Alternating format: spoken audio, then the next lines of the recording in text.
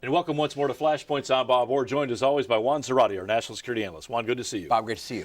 Big news over the weekend. The United States and its partners reached a deal, an interim deal, with Iran regarding the easing of sanctions and the freezing, to a point, of the Iranian program. What do you make of this? Really a mixed bag, Bob. To the extent that what the United States and Secretary Kerry were trying to do is to stop the clock, allow more time for a comprehensive negotiation and discussion so that Iran wasn't gaming the negotiation, simply progressing with its enrichment program, progressing with its nuclear program while we talked. This isn't bad because it does stop some of those activities.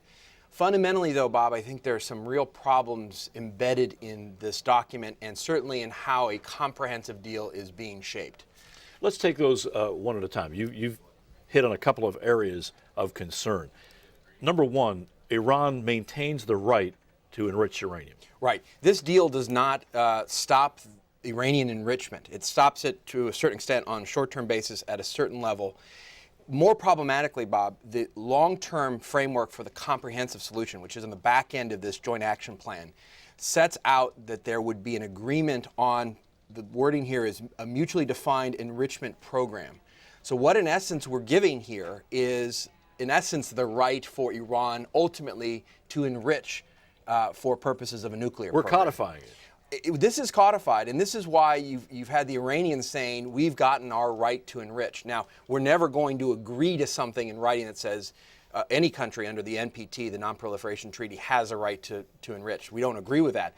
But for all intents and purposes, we've pivoted to that position in this document. And I think that's highly problematic because then the negotiation is not around whether or not Iran can enrich, it's at what levels and under what conditions. That's different from where we've been. Another concern is this does not measure up to what the UN has had in place already. Right. This ties in because we've had 6 Security Council resolutions. Keep in mind, the UN has already put the onus on Iran to prove that not only is their nuclear program meant for only peaceful purposes, but has required that they not engage in enrichment and have a sustained policy of not doing so. So we've now moved away. The Security Council resolutions are referenced here, and the lifting of them eventually is referenced. But as a baseline for the requirements, that is no longer the baseline in the architecture of the agreement. I think that's highly problematic and needs to be asked in terms of, are we moving away from those fundamental principles? So in the meantime, for 6 months now, how transparent will the Iranian process be? What kind of access will the inspectors get? How do we know that this is working at all? Well, that's an advantage and a virtue of this agreement. This seems to add to the inspection process, adds to the ability of the IAEA and the EU 3+3, that's a formulation, to actually go in and verify that the Iranians are not proceeding with, for example, development of new centrifuges or proceeding in a way that is antithetical to the terms of this agreement. That said, this does not deal with, for example, inspection of military sites. That's something that is yet to be agreed to between the IAEA and the Iranians. So that's not a part of this. Also, Bob, this does not resolve the question of what does the long-term deal look like. In this agreement, it's actually suggested that the long-term comprehensive agreement, the final agreement, is actually going to have a deadline, or at least an expiration date. And so we may be talking about 3 phases here instead of 2. Let's talk quickly about sanctions. Iran gets some sanction relief. Is the relief significant? And once we take our foot off the neck on the sanctions, can we put our foot back on the neck? I think it's significant for 3 reasons. One, you're giving them capital back, so at least $7 billion, if not more, of capital back. 2, you're allowing additional trade in things like the auto industry, petrochemicals, and oil to a certain extent, with some limits.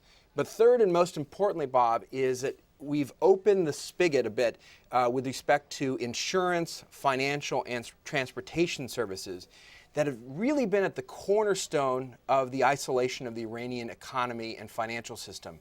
Now there is, in essence, a loophole where we're saying, look, if you want to bank and provide trade and facilities for petrochemical deals or auto industry deals or even shipping deals, that is now allowed, or at least it could be allowed. That opens up a wide door in the sanctions And just quickly, process. as we wrap up, why shouldn't this be viewed as at least something, a starting point, better than nothing, I mean, Iran was on the march, we think, towards getting a weapon. Why shouldn't this be viewed at least positively in that sense? I think it can be if the final stage of the negotiations put us in a good place. That is to say, if we are in a place where we can assure ourselves that Iran is not marching toward a nuclear weapons capability.